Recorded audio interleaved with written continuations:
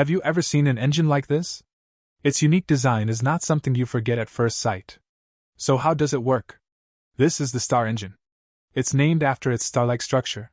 It's a piston engine with multiple cylinders arranged in a star-like pattern around the crankshaft. Before the advent of the turbine engine. Before the turbine engine, most large airplanes had star engines. In a star engine, the pistons are connected to the crankshaft by a main connecting rod.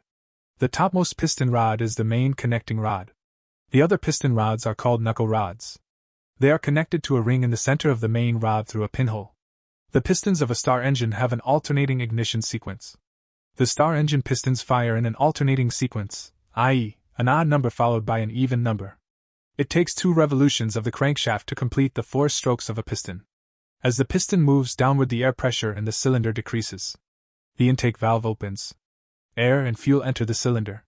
The first stroke is completed. The piston moves upward.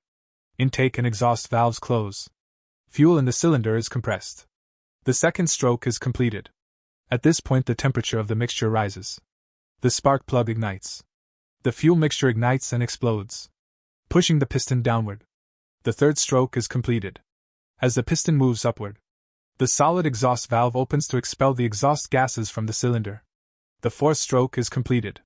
This cycle converts the linear motion of the piston into the rotation of the crankshaft. In a star engine, the number of cylinders in a group is odd. In order to increase power, multiple groups can be stacked.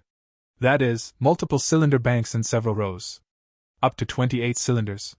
Although the star engine has the advantages of compact structure, high stability, high power, but its disadvantages are also very obvious.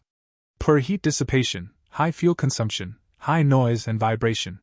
Used to be used in fighter jets and large transport planes, are now replaced by turbine engines. That's why the star engine is obsolete.